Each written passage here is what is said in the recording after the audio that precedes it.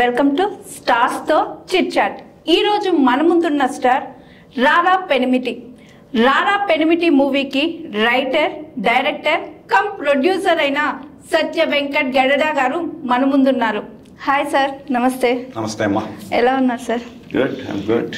Okay, సింపుల్గా movie line తీసుకొని మంచి హిట్ కొట్టారు సార్. రారా పెనిమిటి కాన్సెప్ట్ ఎందుకు అనిపించింది? సింగిల్ పర్సన్తో మూవీ ఎట్లా తీశారు? యాక్చువల్గా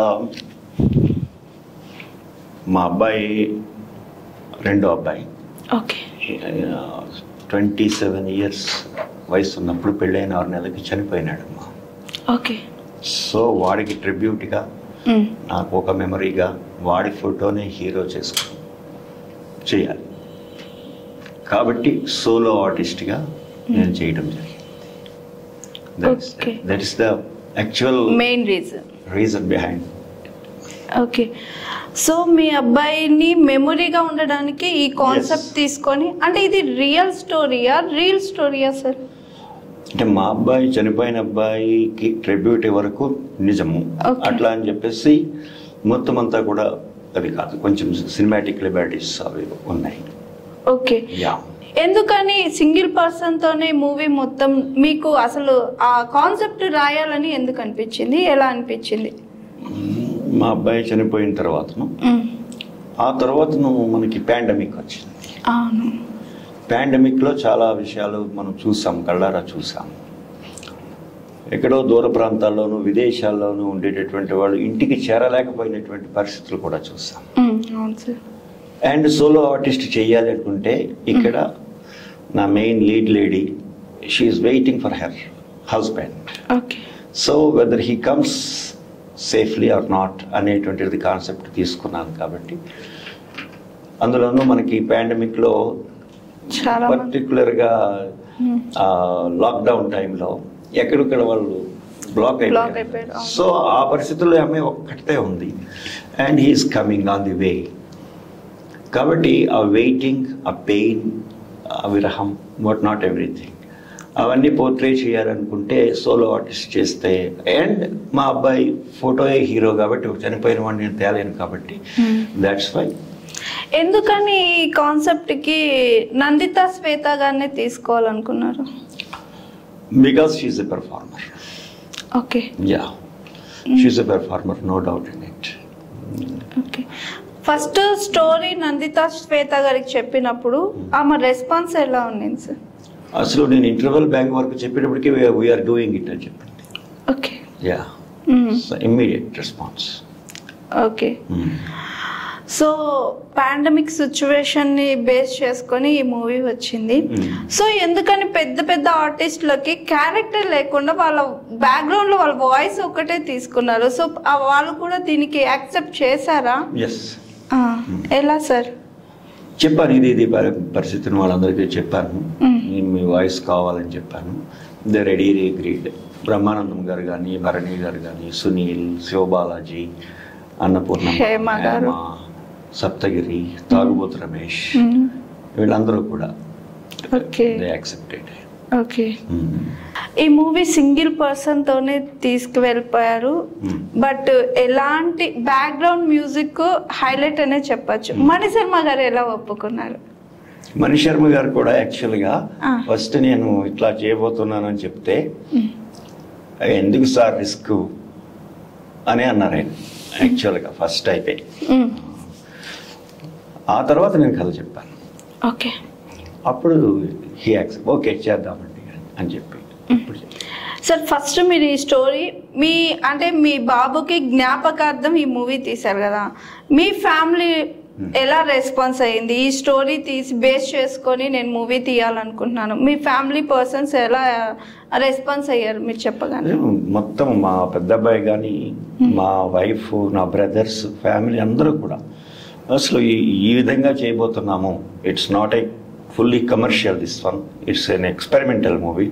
Even then, since it is a tribute to my son, everybody accepted and encouraged me. Yeah, okay, in every step. Okay, sir, మీరు మీ బాబు గురించి అంటే ఆయన్ని బేస్ చేసుకొని ఆయన జ్ఞాపకార్థం చేశారు. సో ఆయన ఎలా చనిపోయినారు, ఎందుకు చనిపోయినారు? పాండమిక్ కి దానికి ఏం సంబంధం లేదమ్మా. ఓకే. అయితే when he was working in Bengaluru, అప్పుడు సిక్ అయ్యాడు అనమాట. సిక్ అయ్యి సెప్టిక్ షాక్ వచ్చి ఆయన చనిపోవడం. ఓకే. అంటే వైటల్ ఆర్గాన్స్ 1 by 1 అవి పాడైపోవడంతో అన్నీ రికవర్ అయినాయి, కానీ లంగ్స్ వరకు వచ్చేటప్పటికి రికవర్ కాదు. సో అందుకని because of septic shock. So ఈ క్యారెక్టర్ నందిత శ్వేత గారిని దీంట్లో మీ రియల్ గా మీ కోడల్ని చూసుకొని బేస్ చేసుకొని చేశారా సార్? కొంతవరకు అంతే కదా, ఆమెకు ఉండేటువంటి పెయిన్ కూడా ఉంటుంది కదా, వెయిటింగ్ అది ఉంటుంది. Yes, of course. Okay sir. అయితే మీరు చెప్పిన ప్రకారం ఈ మూవీ ఎండింగ్ వచ్చే కాలకి ట్విస్ట్ ఇచ్చారు. సో ఎందుకని?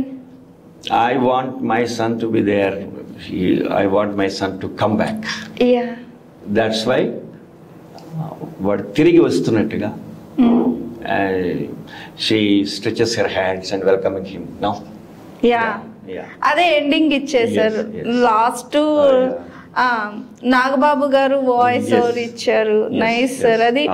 అది రియల్ లైఫ్ లో is no more, real life లో ఈజ్ ఇన్. ఆ కాన్సెప్ట్ ఎలా అనిపించింది సార్? ఎందుకు అనిపించింది? నిజం చెప్పాలంటే నా సన్ మాతో ఎప్పుడూ ఉన్నాడు. Every moment, even when I'm talking to you also, he's still there in my back of my mind. Okay. Yeah.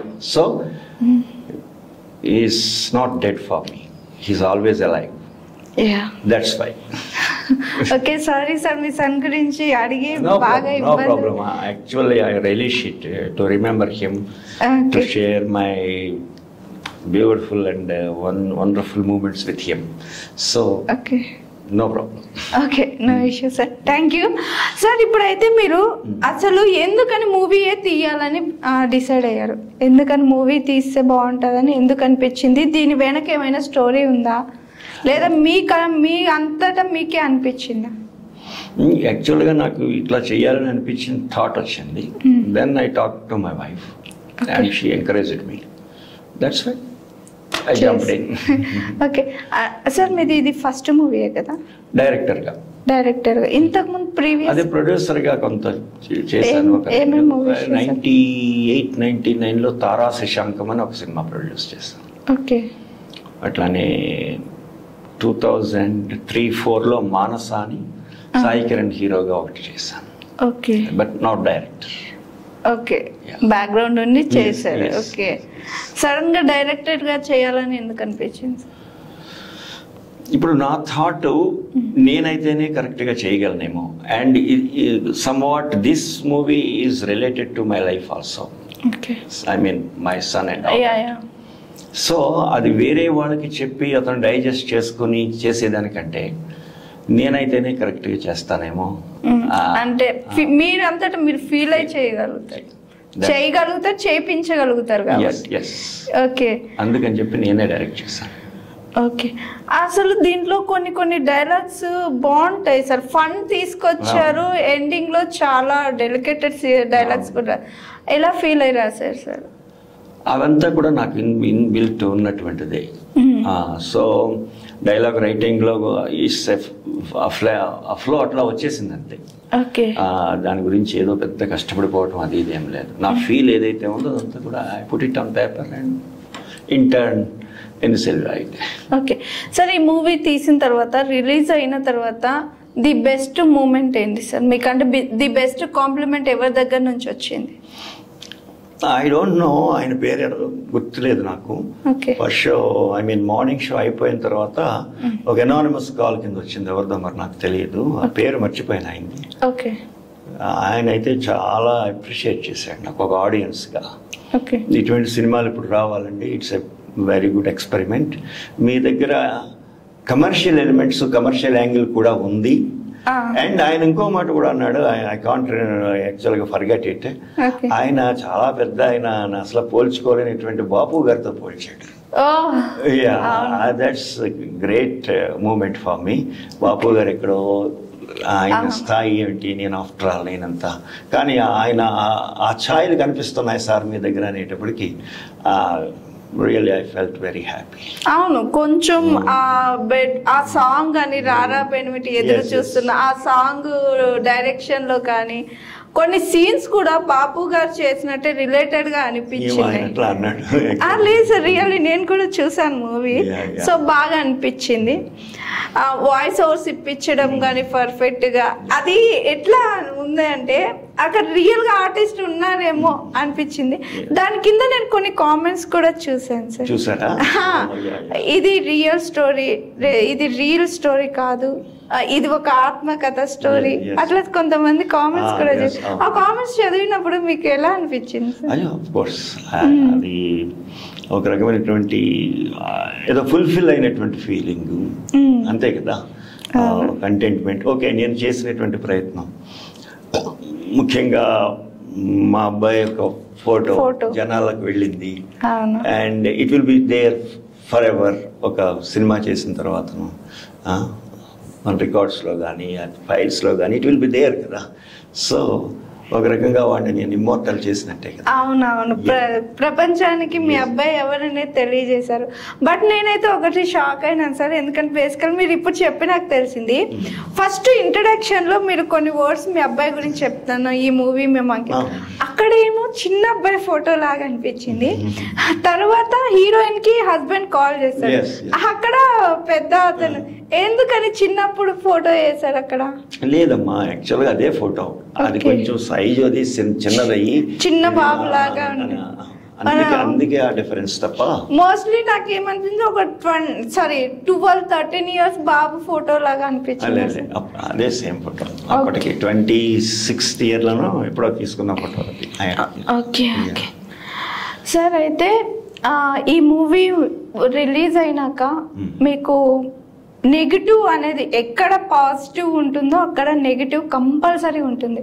So negative ఏం ఫేస్ చేస్తారు సార్? సోలో ఆర్టిస్ట్ కాకుండా అందరూ, ఐ మీన్ బిజినెస్ సర్కిల్స్ లో కానీ and some of the most of the audience also, ఇదే full ఫ్లెడ్జ్డ్గా అందరితోనూ చేసి ఉండుంటే, ఎవరైతే మీరు వాయిస్లు పెట్టారో వాళ్ళందరితోనూ కనుక మీరు స్క్రీన్ మీద చూపించుంటుంటే సినిమా ఎక్కడో ఉండేదండి అని చెప్పేసి చాలామంది నాకు చెప్పడం జరిగింది నెగిటివ్గా.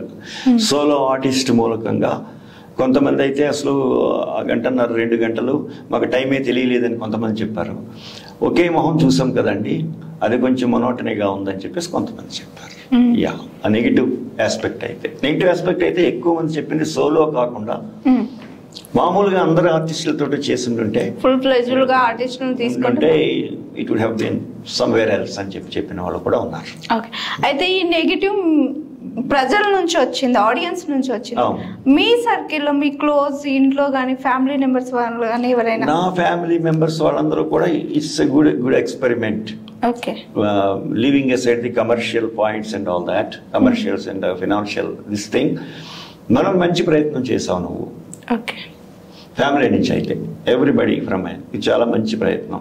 ఇదేదో మనం చీప్గాను ఇదిగాను చేసినటువంటి సినిమా కాదు, మీన్గా చేసినటువంటిది కాదు, ఇట్ ఎ గుడ్ కాజ్ చేసినటువంటిది.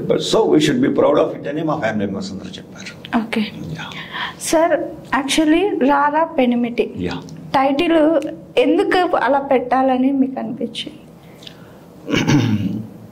అమ్మాయి వెయిటింగ్ ఓకే ఒకటి, తర్వాతను అరవింద్ సమేతలో రారా పెనిమిటి సాంగ్ ఒకటి ఉంది, అది కూడా కొంత ఎఫెక్ట్ ఉంది నా కథకి, ఆ క్యాప్షన్ ఐ మీన్ ఆ టైటిల్కి సరిపోయింది. Here the heroine is waiting for her loving hobby. So రారా పెనిమిటి అని పెట్టడం జరిగింది. ఒకటి అరవింద్ సమేత అండ్ దిస్. నాకిద్దరు నేను అనుకుంటున్నటువంటి సజెస్ట్ చేసింది, నా వైఫ్ సజెస్ట్ చేసింది ఇదే, అలాగే ఇంకో ఫ్రెండ్ ఇంకో ఆవిడ కూడా సజెస్ట్ చేశారు. సార్ రారా పెనిమిటి ఫస్ట్ మీరు అంటే థియేటర్ మూవీ అనుకున్నారా, ఓటీటీ మూవీ అనుకున్నారా సార్? అంటే రిలీజింగ్కి నేను యాక్చువల్గా ఇది పాండమిక్ అయిన ఫస్ట్ వేవ్ అయిన తర్వాత స్టార్ట్ చేశాను. నేను అనుకున్నది ఏమిటి అంటే అప్పుడు ఓటీటీ చాలా ఇదిగా ఉంది అసలు, ఎందుకంటే థియేటర్స్ అన్ని ఇదైపోయి ఉన్నాయి. OTT is full of movies and everybody is అప్పట్లో ఇంట్రెస్టెడ్ ఇన్ ఓటీటీ. సో నేను ఓటీటీకి అని అనుకున్నాను యాక్చువల్గా. అనుకుని నేను చేశాను. అయితే ఆ తర్వాత ఏమైందంటే ఈ కరోనా సెకండ్ వేవ్, మళ్ళీ లాక్డౌన్, అదే ఐ మీన్ ఈ సోషల్ డిస్టెన్సింగ్ ఇవన్నీతో షూట్ లేట్ అవ్వడము, మా హీరోయిన్ కూడా కరోనా ఎఫెక్ట్ అవ్వడము, అండ్ మా కొరియోగ్రాఫర్ శివశంకర్ మాస్టర్ కూడా ఆయన చనిపోవడము. So these are all the things. కొంచెం లేట్ అయింది. అప్పటికి కరోనా అంతా మర్చిపోయినారు. ఆ ఓటీటీ ఇది కూడా అంతకుముందు ఉన్నటువంటి పరిస్థితి లేకుండా పోయాయి. కాంపిటీషన్ ఎక్కువైపోయింది.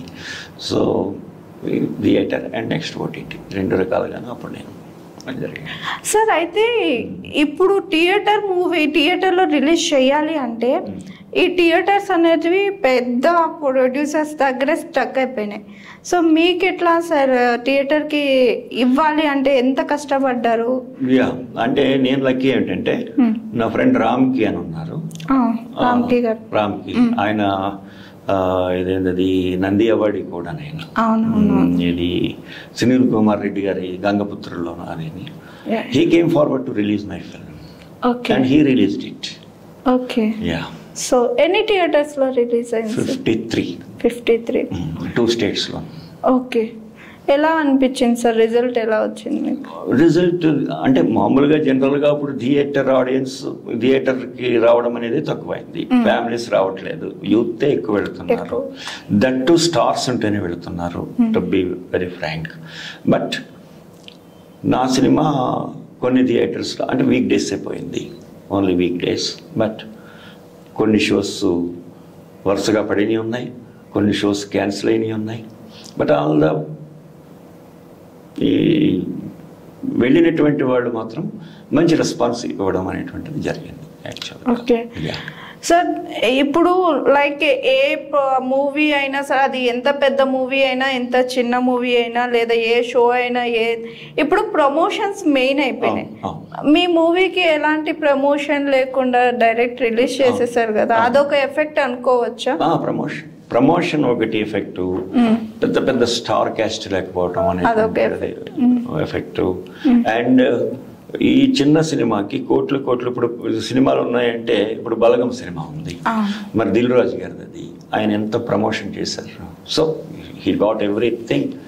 సో అట్లా మనం కంపేర్ చేసుకోకూడదు. కానీ బట్ ఎవరో కానీ ఒక ఆయన నాకు కామెంట్ చేశారు, ఏమని, ఇది గనక మీరు అట్లా ప్రమోట్ చేసి ఉంటే బలగం లాగా హిట్ అయ్యేది అని చెప్పేసి ఒక ఆయన ఎవరో నాకు మెసేజ్ పెట్టారు కూడా. ఎందుకని ప్రమోషన్ చెయ్యాలని మీకు అనిపించలేదా? లేదంటే అంటేనమ్మా, నేనేమి రెగ్యులర్గా ఇక్కడ సెటిల్ అయిపోయినటువంటి ప్రొడ్యూసర్ ఏమి కాదు నేను. సో నా ఎమోషనల్ దీంతో నేను ఈ సినిమాని చేశాను నేను. ఆ తర్వాత రామ్కి లాంటి వాళ్ళు ముందుకు వచ్చి వాళ్ళకున్నటువంటి రిసోర్సెస్లో వాళ్ళు హెల్ప్ చేసి వాళ్ళ డబ్బులు ఖర్చు పెట్టుకుని వాళ్ళ చేతనైనంత వాళ్ళు ఎంతవరకు రీచ్ అవ్వగలరో అంతవరకు చేశారు వాళ్ళు. సో అంతకు మించి చేయలేనటువంటి ఇది. That's the thing. తర్వాత దీన్ని ఓటీటీకి ఇచ్చారా సార్? ఇచ్చాను. ఓకే. ఏ ఓటీటీలో? ఇప్పుడు అమెజాన్ అబ్రాడ్ లో ఉంది, చెన్నై బేస్డ్ గెలాక్సీ అని ఒకటి ఉంది, అట్లాగే హంగామా అని ఒకటి ఉంది, ఎయిర్టెల్ ఎక్స్ట్రీమ్ లో ఉంది. ఓకే. రన్ అవుతున్నాయి. Okay sir.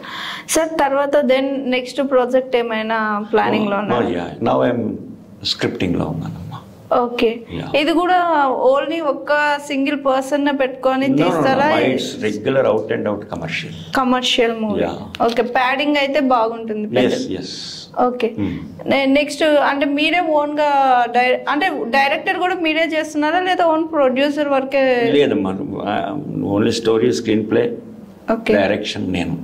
ప్రొడ్యూసర్ సార్ వేరే వాళ్ళు చేస్తున్నారు. అంటే మీరు వేరే కాస్టింగ్ చేస్తున్నారు అనమాట ఇప్పుడు వేరే మూవీకి డైరెక్టర్ గా. Okay sir. అప్పుడు అంటే మిమ్మల్ని డైరెక్టర్ గా అంటే మీరు వెళ్ళి అడిగారా, వాళ్ళే మిమ్మల్ని వచ్చి అడిగారా? అంటే ఇప్పుడు కొంతమంది ఉంటారు, నాకు ఇప్పుడు ఒక మూవీ చేసానుకో ఇంట్రెస్ట్ వస్తుంది ఆర్టిస్ట్ గా కానీ డైరెక్టర్ కానీ ప్రొడ్యూస్. మనం వెళ్ళి ఓకే ఇండస్ట్రీలో సెటిల్ అవుదాం అని చెప్పి మన అంతటా మనం ఇప్పుడు మేమంటే ఆర్టిస్టులుగా చేయాలంటే వెళ్ళి ఆడిషన్స్ ఇవ్వాలి. అలా మీరేమైనా వెళ్ళి అడిగారా, లేదా మీ మూవీ చూసి మీకే ఆఫర్ ఎత్తుక్కుంటూ వచ్చిందా? నేనైతే యాక్చువల్గా ఎవరిని నేను ప్రొడ్యూసర్స్ని అప్రోచ్ అవ్వలేదమ్మా నేను. Okay sir. ఎందుకు అంటే it's not my age and stage to Rome around offices file in my hand and all that. That నా సినిమా చూసే 2-3 యాక్చువల్గా మనం చేద్దాము అని చెప్పేసి అన్నారు. యూ కెన్ ఎగ్జిక్యూట్ అనే నమ్మకం వచ్చింది అని చెప్పి. Okay. And my thinking also somewhat different అని చెప్పేసి. ఓకే, సో మీరు ఐ డూ ఇట్ అనేసారు. Yeah. Okay. Okay sir. Sir అయితే మీకు ఇక్కడే స్ట్రక్ అంటే మేబీ ఇక్కడే సెటిల్ అయిపోవాలని ఉందా ఇండస్ట్రీలో, లేదంటే ఇంకా పాలిటిక్స్ అట్లా ఏమైనా ఇంట్రెస్ట్ ఉందా? అంటే నేనైతే ఇక్కడ ఉంటాను, ఇండస్ట్రీలో ఉంటాను, but I'm interested in politics also. Politics అంటే because I'm a political science student. Okay. Still మీరు ఏం చేస్తున్నారు సార్ ప్రొడ్యూసర్ కాకుండా? ఐఎమ్ రిటైర్డ్ అమ్మా, retired government employee from Andhra Pradesh. So ఇప్పుడైతే అంతా సినిమా ఇది చేస్తున్నాను.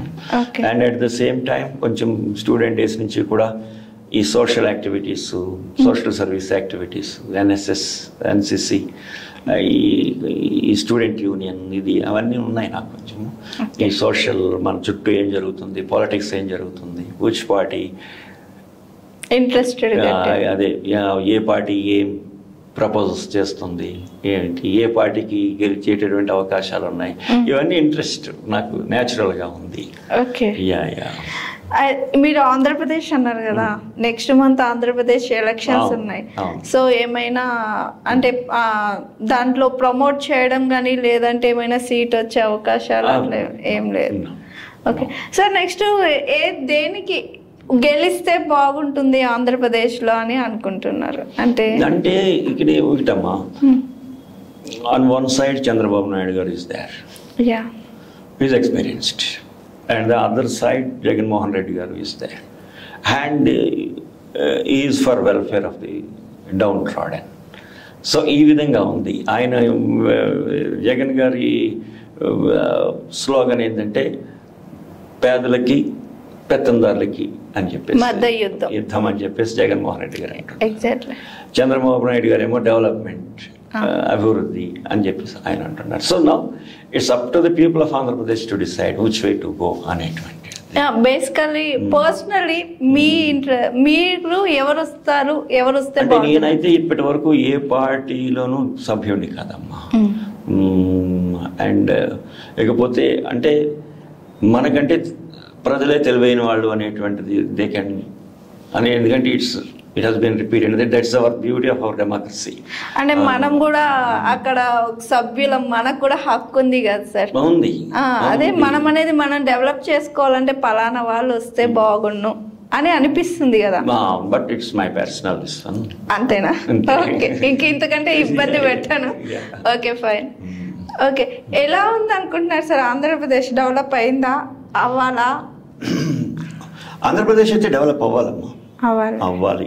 అయితే కొత్త స్టేట్ నుంచి డివైడ్ అయిపోయిన తర్వాత రిసోర్సెస్ అవి కూడా it's budding state, budding.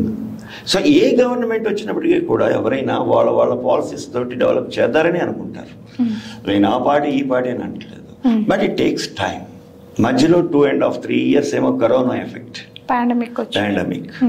So ఇవన్నీ కూడా ఉంటుంది. And at the same time ఇప్పుడు జిఎస్టీలో దీనిలో కూడా అండ్ గ్రోత్ రేట్ అండ్ ఈ విషయాల్లో కూడా మన నీతి ఆయోగ్ వాళ్ళు ఇచ్చినటువంటి రిపోర్ట్స్ అవి కూడా చూస్తూ ఉంటే తలసరి ఆదాయం అది పెరిగింది, లివింగ్ స్టాండర్డ్స్ పెరిగినవి అని చెప్పేసి కూడా ఇప్పుడు మనకి రిపోర్ట్స్ నీతి ఆయోగ్ నుంచి, సెంట్రల్ గవర్నమెంట్ నుంచి, even finance minister in the parliament also చెప్పినటువంటి గుర్తు నాకు.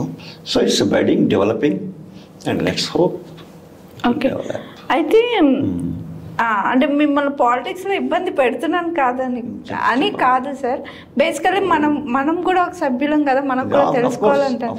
ఇప్పుడు అక్కడున్న మినిస్ట్రీ కానీ వాళ్ళు మాట్లాడే మాటల విధానం కానీ ఎలా అనిపిస్తుంది సార్ మీకు? ఇక్కడ అది ఒక రకంగా కొంతమంది ఫ్రమ్ అందరూ ఆల్ కాదు. The parties okay opposition or treasury benches or everything. కొంతమంది అయితే మాత్రం లిమిట్స్ దాటుతున్నారమ్మా. అది ఆ డీసెన్సీ అండ్ డెకరం అనేటువంటిది మిస్ అవుతుంది. That should not be there.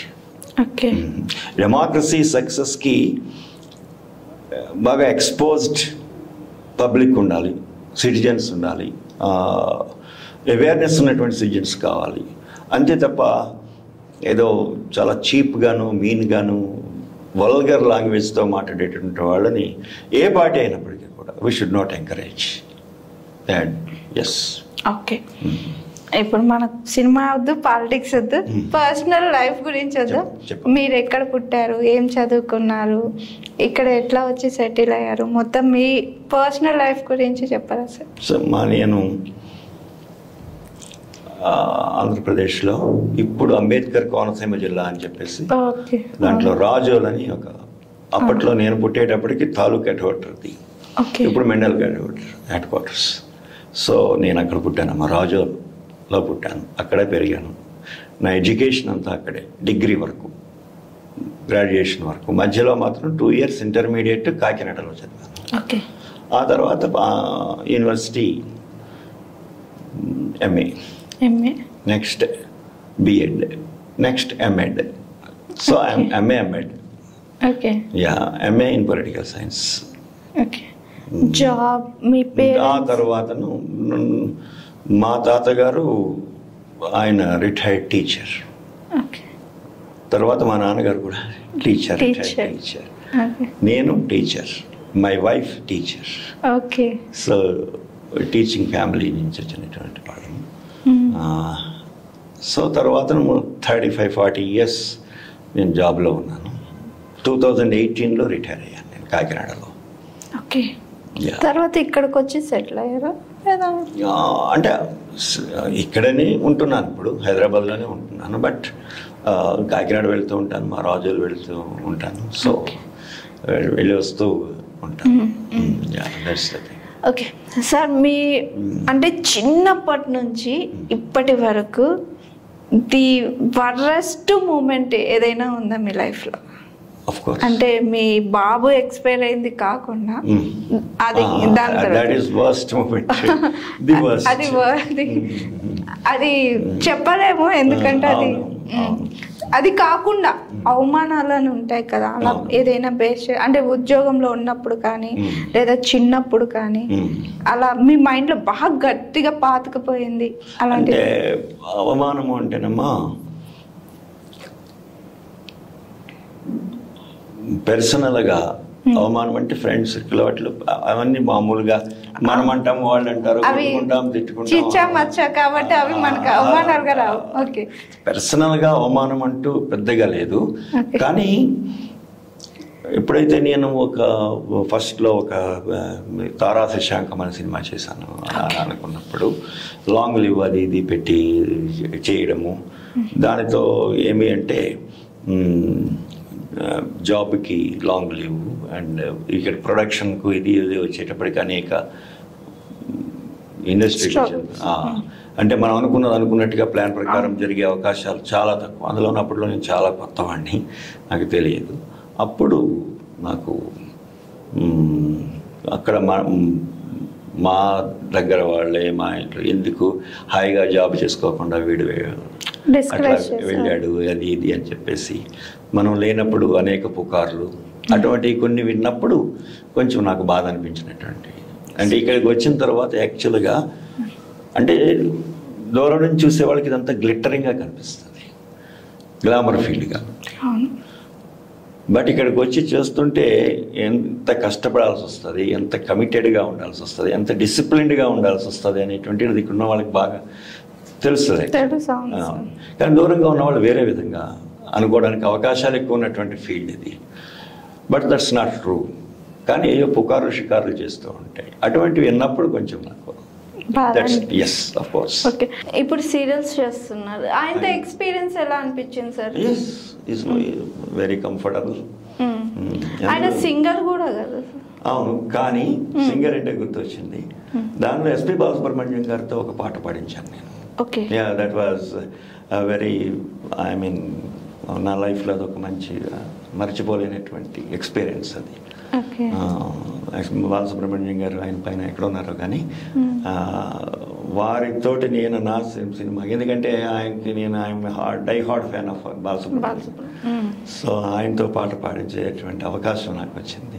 ఆయనతో కలిసి రికార్డింగ్ అప్పుడు అది కూడా ఆయనతో నేను ఆ మూమెంట్స్ మెమొరబుల్ మూమెంట్స్.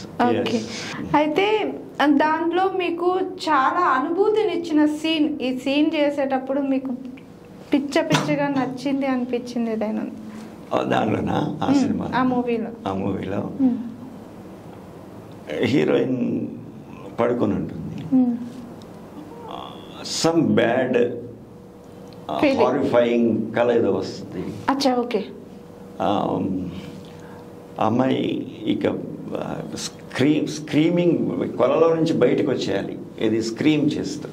అది మా కెమెరామెన్ మంచం మీద పడుకొని పైన ఇది వేసి టాప్ యాంగిల్ నుంచి క్లోజ్ నుంచి, అంటే అమ్మాయి మౌత్ ఓపెన్ అయినప్పటి నుంచి అట్లా రివీల్ చేసుకుంటూ బ్యాక్ వచ్చామన్నమాట. యాక్చువల్గా అది నాకు చాలా ఇష్టం అది, ఎందుకంటే ఆ ఎఫెక్ట్ అది చాలా బాగా స్క్రీన్ మీద కూడా చాలా బాగా వచ్చింది, రియల్గా. దట్ వాస్ ఆ సినిమాలో మీకు బ్యాడ్ ఒపీనియన్ అంటే బ్యాడ్ అదే ఎందుకు ఈ సీన్ తీసాను అని అనిపించిన సీన్ ఏమైనా ఉందా? అదే ఉన్నాయి, ఒకటి కాదు 2-3 ఉన్నాయి. ఓకే.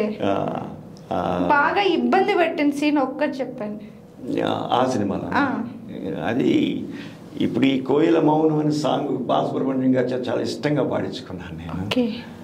అది నైట్ ఎఫెక్ట్, ఆ స్విమ్మింగ్ పూల్ చుట్టూ తిరుగుతూ, అంటే ఒక ఫామ్ హౌస్లో చేసాం అనమాట. అది ఏమైందంటే ఆ సాంగ్ మనం 4-5 days నైట్స్ చేసాం, డే టైం షూట్ చేసి మళ్ళీ నైట్ టైం చేసేటప్పటికి ఏమయ్యేదంటే ఇటు సాయి కిరణ్ అండ్ హీరోయిన్ ఇద్దరు ఫేస్లో కూడా వర్కింగ్ ఆ ఫ్రెష్నెస్ వచ్చేది కాదు, ఎంత ట్రై చేసినా ఎంత మేకప్ చేసినా వచ్చేది కాదు. కానీ మాకేమో లిమిటెడ్ టైం అక్కడ షాద్ నగర్లో వాళ్ళు ఒక డేట్ ఇచ్చారు, ఆ డేట్ తర్వాత మళ్ళీ మనకు అది లేదు, ఆ లొకేషన్ లేదు. దాంతో మేము అది అట్లా చేయాల్సి వచ్చిందనమాట. అప్పుడు చాలా ఇబ్బంది పడేవాడిని నేను. Yes, that's my. ఓకే. మీరు చేసిన ఈ 3 మూవీస్లో మెమొరబుల్ సీన్, మెమొరబుల్ మూమెంట్ ఏంటి సార్? మెమొరబుల్ మూమెంట్ రారా పెరిమిటి. ఓకే. Yes yes. సీన్ దీనిలోనా? ఈ మూవీ మీరు 3 మూవీస్ చేశారు. ఈ సినిమాలోనే లాస్ట్ సాంగ్ కాలభైరవ గారు పాడారు, తలపుల దాయిల మీద అనేటువంటి సాంగ్ వచ్చిన తర్వాత లాస్ట్ సీన్ ఉంది కదా, రివర్ సైడ్కి వచ్చిన తర్వాతను అది అవుట్డోర్లో చేసాం మేము. గ్రామస్తులు అందరూ వచ్చేసారు అక్కడికి, ఒక పక్క లైట్ ఫెయిల్ అయిపోతూ ఉంది. ఆ రోజు last day of the schedule, outdoor నుంచి అక్కడ ఫినిష్ చేయాలా. మొత్తం ఆ సీన్ సింగిల్ టేక్లో అమ్మాయి చేసిందమ్మా. ఆ లాస్ట్ అమ్మాయి వెయిటింగ్, ఆ నవ్వులో నుంచి ఏడుపులో నుంచి నవ్వు, and at last he's coming అనేటువంటి feeling, that's my memorable this thing. Okay. Okay. Sad moment sir? Sad మూమెంటా?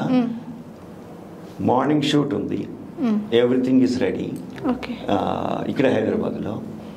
Night 12 or 1కి message from my heroine, she ill అని చెప్పేసి. ఓకే. సో వాట్ హ్యాపెండ్ అని చెప్పేసి వెంటనే చేస్తే కరోనా అనేటువంటి కోవిడ్ అనేటువంటి అనుమానం, ఆ లక్షణాలు. అండ్ ఆ తర్వాత మార్నింగ్ అయ్యేటప్పటికి ఇట్ వాస్ కన్ఫర్మ్డ్. మరి సాటర్డే కదా, everything is ready, schedule is going on. Yeah. Okay sir, మీకు ది బెస్ట్ నందిత శ్వేత గారి గురించి 1 wordలో చెప్పాలంటే ఏం చెప్తారు? She's a performer. I have been telling it, she's a good performer. Next మూవీలో కూడా ఏమైనా ఛాన్స్ ఉంటుంది? Of course, నాకు కనుక అమ్మాయి చేసే క్యారెక్టర్ ఉంటే I will do with her. Okay. మీ ఇంతకీ మీకు మూవీస్ చేయాలని ఎవరిని చూసి అనిపించింది హీరోయిన్స్? అట్లా కాదమ్మా, నేను రైట్ ఫ్రమ్ ద బిగినింగ్ నేను కొంచెం బుక్ వార్మ్ని. ఓకే. నేను ఎవరేషియస్ రీడర్. ఇప్పుడు చదవడం మానేసాను కానీ ఎక్కువ చదివేవాడిని. ఇటు Telugu literature from classics to modern novels చదివేవాడిని. Okay. And of course English కూడా, లిటరేచర్ కూడా షేక్స్పియర్ నుంచి సిడ్నీ షెల్డన్ వరకు చదువుతూ ఉంటాను. ఓకే.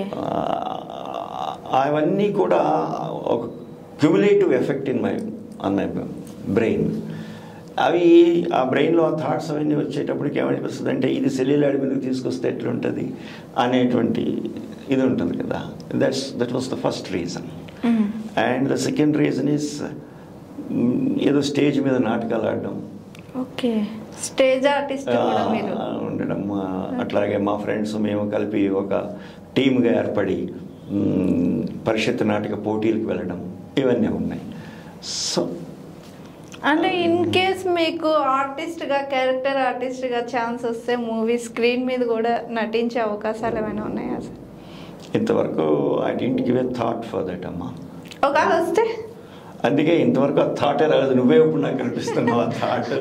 కాదు. ఓకే, మీరు డైరెక్టర్గా కాబట్టి ఎట్లో మనం ఒక సీన్ చెప్తే ఆటోమేటిక్గా మనకు ఎక్స్ప్రెషన్స్ వచ్చేస్తాయి. సో ఎవరైనా చూసి ఈయన కూడా బాగా ఎక్స్ప్రెషన్స్ ఇస్తున్నారు, మనం ఒక ఛాన్స్ ఇస్తామని మీ దగ్గరకు వచ్చి అడిగితే ఏమంటారు? I will not say no, but I will consider it. ఒక పక్క వద్దంటేనే ఒక పక్క చూస్తాను. I will not say no. Okay, చెప్పను. బట్ ఏం క్యారెక్టర్ వచ్చింది, ఏంది, ఆమె సూటబుల్ ఆర్ నాట్, అవన్నీ కన్సిడరేషన్ ఉంటుంది కదా. Okay. So I will consider it. Okay. Okay, మీకు నచ్చిందంటే you do it. Of course మాకు బాగా మనసుకు హత్తుకుందనుకో. ఓకే. సో మీ ఫేవరెట్ హీరో ఎవరు సార్? పెద్ద ఎన్టీఆర్ గారు. పెద్ద ఎన్టీఆర్. కృష్ణ గారు, పెద్ద ఎన్టీఆర్. ముందు అంటే ఏజ్ అయ్యే కొద్ది కూడా అట్లా చేంజ్ వచ్చింది. ఫస్ట్లో పెద్ద ఎన్టీఆర్ గారు మా అంటే నా ఫార్మేటివ్ ఇయర్స్. ఓకే. అంతే కదా. అంతే, అవును. ఆ తర్వాతను కృష్ణ గారు. ఓకే. తర్వాత గ్రాడ్యుయేషన్ అది వచ్చేటప్పటికి కొన్ని అక్కినే నాగేశ్వరరావు గారి సినిమాలు, అప్పటికి టీనేజ్ దాటిపోయి ఉంటాము. ఆయన అన్నీ కూడా రొమాంటిక్ అండ్ లవ్ అవి సినిమాలు ఉంటాయి కాబట్టి అప్పుడు మళ్ళీ నాగేశ్వరరావు గారి సినిమాలు కొన్ని ఆ ఏజ్లో. అట్లా నాకు ఎన్టీ రామారావు గారు అంటే పిచ్చి. అప్పుడు ఆ తర్వాత ఇంకెవరి హీరోలన్నా ఒప్పుకునేవాడిని కాదు. తర్వాత కృష్ణ గారు. ఆ తర్వాత నేను గ్రాడ్యుయేషన్ అది దాటి కొంచెం మెచ్యూరిటీ వచ్చేటప్పటికి పర్టికులర్ ఫిల్ము, ఆ ఫిల్మ్లో ఎవరు ఎలా పెర్ఫార్మ్ చేశారు దాన్ని బట్టి చేంజ్ అవుతా ఒపీనియన్స్. అంటే తర్వాత ఎన్టీఆర్ గారు, కృష్ణ గారు, నాగేశ్వరరావు తర్వాత ఎవరు పర్టికులర్గా అనిపించాలా అంటే అందరూ చూస్తాను. చిరంజీవి గారు చూస్తాను. చిరంజీవి గారు అంటే నేను ఇంచుమించు యాక్చువల్గా ఆయన పునాదిరాళ్ళు, ప్రాణం ఖరీదు అవి చేసేటప్పటికి మా దృష్టిలో అప్పటికి హీరోలు అంటే ఎన్టీ రామారావు గారు అదే ఇది అంతే కదా. కానీ ఎప్పుడైతే చిరంజీవి గారు వచ్చి ఒక చేంజ్ వచ్చింది, ఏంటి స్పీడ్ మూమెంట్, డాన్స్, అవి మమ్మల్ని థ్రిల్ చేసేవి తర్వాత మళ్ళీ. సో ఆయన సినిమాలు ఏది మిస్ అవ్వకుండా వచ్చిందంటే ఆయన సినిమాలు మళ్ళీ చూడడం అట్లాగా. ప్రెజెంట్ ఎవరు ఇండస్ట్రీలో ది బెస్ట్ అనిపించింది మీకెవరు? ద బెస్ట్ అని కాదు కదమ్మా. ఇప్పుడు ఫర్ ఎగ్జాంపుల్ రామ్ చరణ్ ఉన్నారు, సుకుమార్ గారి సినిమా రంగస్థలం. మరి రామ్ చరణ్ ఎంత బాగా ఇది చేశారు. అట్లాగే మహేష్ బాబు అండ్ జూనియర్ ఎన్టీఆర్ కొన్ని సినిమాలు చూస్తామంటే ఫర్ ఎగ్జాంపుల్ రాజమౌళి గారు చేసింది ట్రిపుల్ ఆర్. అంతకుముందు ఆయన స్టూడెంట్ నెంబర్ 1 ఫస్ట్ ఫిల్మ్ అనుకుంటా, యమదొంగ అని ఒక సినిమా చేసినట్టు. దానిలో మోహన్ బాబు గారితో ఈక్వల్గా ఒక సీనియర్ ఆర్టిస్ట్ తోటి ఇదేంటి ఆ లెంగ్దీ డైలాగ్స్, సంస్కృత భూయిష్టమైనటువంటివి అండ్ కాంప్లెక్స్ సెంటెన్స్ అదంతా కూడా చాలా అవలేలుగా చేసి పడేసాడు ఆయన. అంటే వాళ్ళ తాతగారు అది అఫ్ కోర్స్ అది గిఫ్టే అది.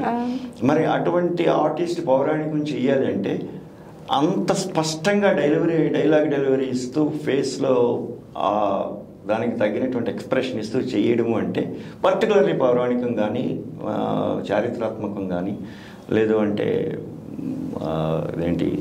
ఆ విధమైనటువంటి జానపదాలు కానీ అవి చెయ్యాలి అనుకుంటే I think junior NTR.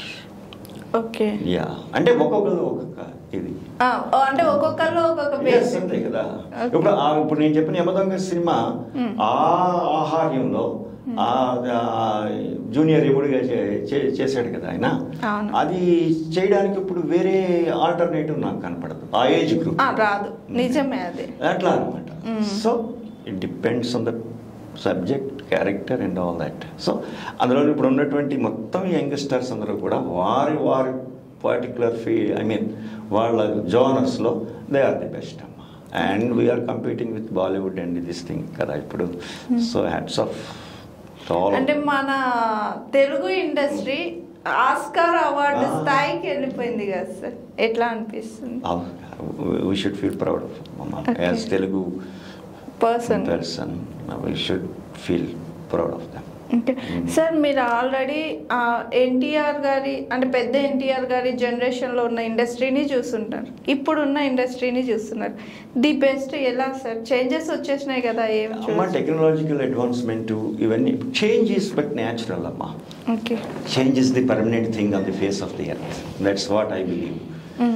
Nothing is permanent. Only the permanent thing is change. Ever changing. And this the whole universe is dynamic. It's not static. Is it not? So every moment it changes. So we have to adapt.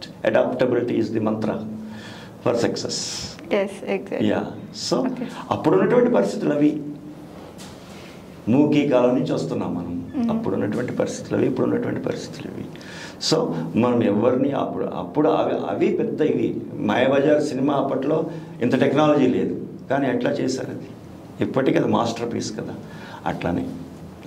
Okay sir, రారా పెనిమిటి movie గురించి one వర్డ్లో మా GRTV ప్రేక్షకులకి మేము మాటల్లో చెప్పండి. GRTV ప్రేక్షకులందరికీ నమస్కారం. రారా పెనిమిటి నేను ఒక ఎమోషనల్ బాండేజ్తో చేసినటువంటి సినిమా. మీరందరూ కూడా దానిలో ఉండేటటువంటి మాధుర్యాన్ని, అదేవిధంగా ఆ పెయిన్ని ఒకసారి మీరు మన అందరి లైఫ్లోనూ కూడా ఉండేటటువంటి ఒక ఎమోషన్ని తీసుకుని చేసినటువంటి సినిమా. మీరందరూ కూడా తప్పనిసరిగా ఆ సినిమాని చూసి నన్ను, మా యూనిట్ని అందరినీ కూడా ఆశీర్వదిస్తారని చెప్పేసి కోరుకుంటున్నాను. చాలా థ్యాంక్ యూ సార్, మీ టైంని మాకు కేటాయించి. It's pleasure. It's my pleasure. Okay, thank you sir. Thank you so much. చూసారు కదండి ఇవాల్టి మన గెస్ట్ రారా పెనిమిటి రైటర్, డైరెక్టర్ అండ్ ప్రొడ్యూసర్ అయిన సత్య వెంకట్ గారితో మరోసారి మరో స్టార్ తో మళ్ళీ కలుద్దాం. చూస్తూనే ఉండండి జిఆర్టీవీ. నమస్తే. Hi, this is Swathi. Like చేయండి, షేర్ చేయండి, కమెంట్ చేయండి అండ్ సబ్స్క్రైబ్ చేయండి GRTV. Hi, this is Monica. Please like, share and subscribe GRTV.